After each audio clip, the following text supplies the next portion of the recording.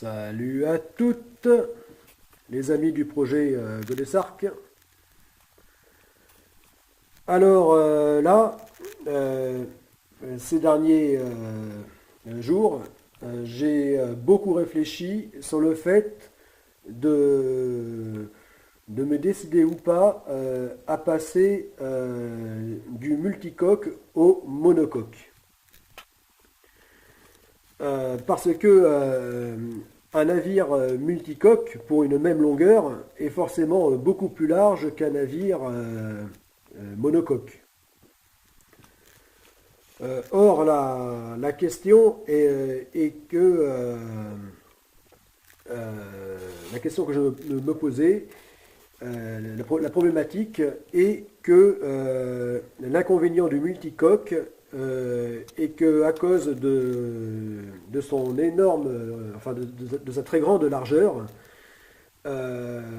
donc de son encombrement, ne permet pas l'accès à beaucoup de voies d'eau, de canaux, d'écluses que le permet les monocoques. Voilà. Donc dans l'une des vidéos précédentes, je disais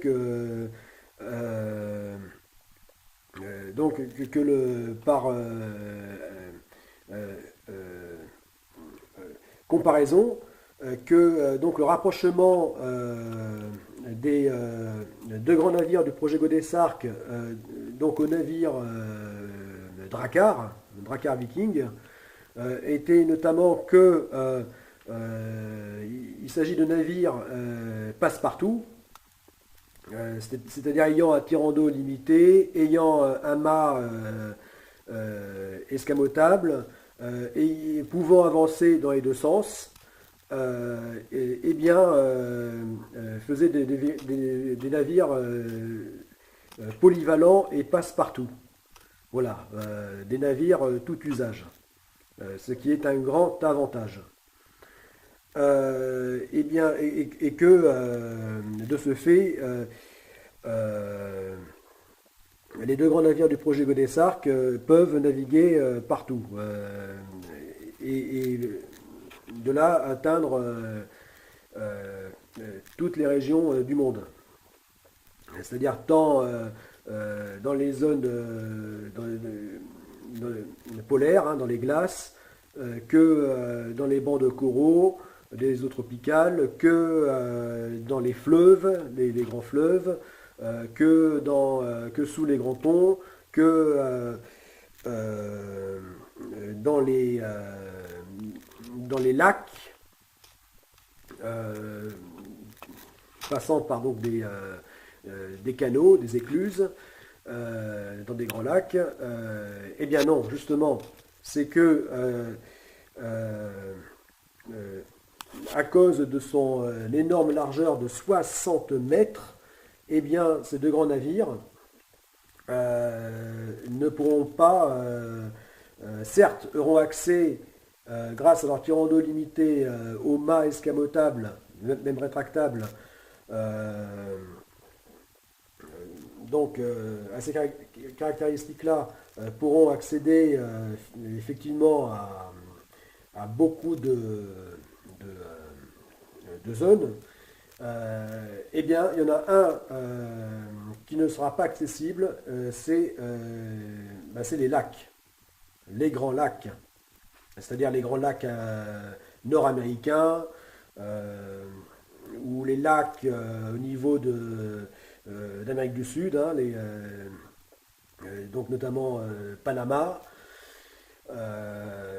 et tant d'autres lacs dans le monde seront inaccessibles. Enfin, à ma connaissance, il n'existe pas encore de canaux, même le canal de Panama agrandi, le canal de Bis, eh bien, n'est pas assez large pour des navires aussi larges que les deux grands navires du projet Godessark. Voilà. À ma connaissance, aujourd'hui, ça n'existe pas. Le seul canal qui permettrait le passage, puisqu'il le permet jusqu'à près de 80 mètres de large, eh bien c'est le canal de Suez. Voilà. Donc il ne pourrait, avec ses 60 mètres de large, 72 mètres même avec les ailerons de passerelle, eh bien il ne pourra passer dans le monde que par le canal de Suez. Voilà. Donc c'est quand même le grand inconvénient, et c'est le seul inconvénient. Voilà pourquoi ça m'a quand même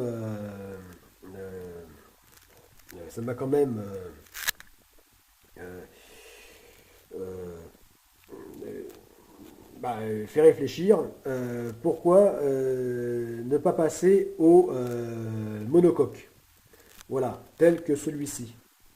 Voilà, en fait ça c'est donc les deux grands navires du projet Godessark version monocoque.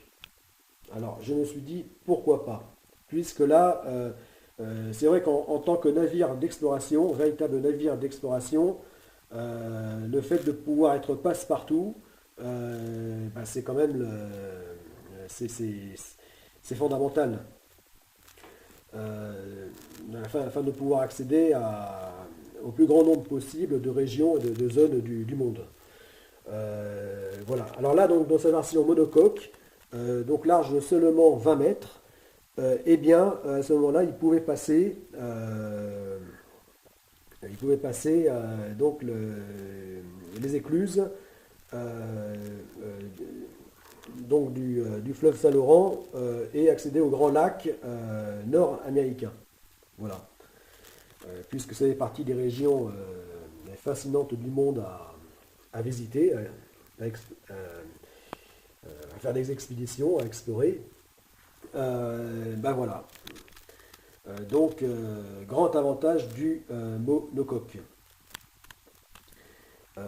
Grâce à sa largeur limitée. Mais le souci, c'est que c'est le seul, le problème, le seul avantage. Parce que les deux grands navires du projet Godessark sont avant tout conçus pour la Stago.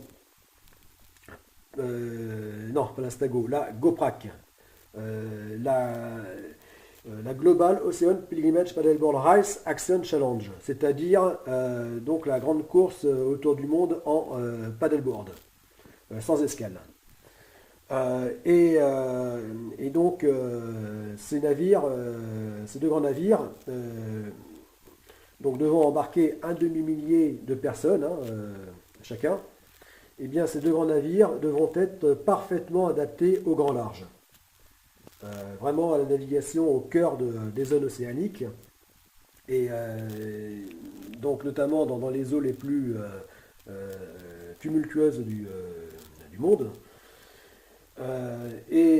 Donc ces navires devront être parfaitement adaptés, et ce en plus sur une longue durée, c'est-à-dire sur 3 années,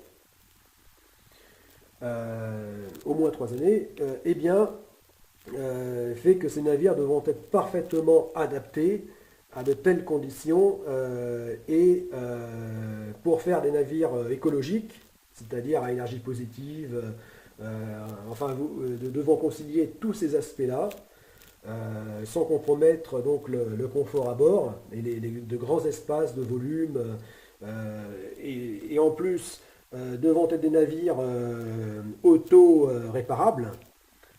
C'est-à-dire des navires capables qui n'auront pas besoin nécessairement d'être à terre, d'être accostés, ou même en cale sèche, pour pouvoir faire des interventions techniques importantes. Tout cela devra se faire dans le cadre de la Goprak, devra se faire en navigation, en haute mer. Voilà. Et donc, toutes ces conditions, toutes ces exigences, amènent donc à la configuration multicoque. Donc là, Pentamaran, voilà. Parce que là j'ai vraiment bien réfléchi à la question donc le monocoque ne permet pas. À faire entrer tout ça dans seulement 20 mètres de large, hein, donc enfin, pour une même longueur de coque, hein, puisque là il fait donc de même 180 mètres de long, mais là seulement de 20 mètres de large, alors que là il en fait 60. Eh bien, de pouvoir répondre à ce cahier des charges et à tout rentrer dans ces seulement 20 mètres de large s'avère impossible. Ou alors, paradoxalement, beaucoup trop complexe. Beaucoup plus complexe et donc beaucoup plus, au final, cher. Voilà. Un navire beaucoup plus coûteux. Et étant plus complexe, donc risque accru en plus de fiabilité, de, de, de défaut, de panne, donc perte de fiabilité, pour pouvoir répondre au programme de la GoPrac. Voilà. Donc ça, c'était vraiment le grand problème, le grand inconvénient du monocoque. Voilà, c'est pour ça que j'ai décidé finalement de rester, comme ça a été le cas depuis le départ, hein, le tout début du projet Gonesse-Arc, de rester pour ces deux grands navires au multicoque. Voilà. Donc, oui, ça fait que l'inconvénient, c'est que pour ce qui est enfin en tant que grand navire, grand navire d'exploration, d'expédition, eh bien, il sera handicapé par sa largeur.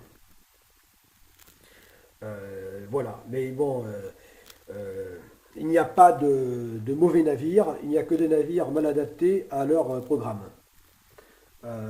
Voilà. Et on sait bien que rien n'est parfait et que il y a toujours inconvénients et avantages en toute chose. Voilà. S'il y a des avantages, c'est que forcément, en contrepartie, il y a des inconvénients. Voilà. Donc c'est pour cette raison que pour que le navire reste parfaitement adapté donc au programme exclusivement océanique de la GoPrac, eh bien il perd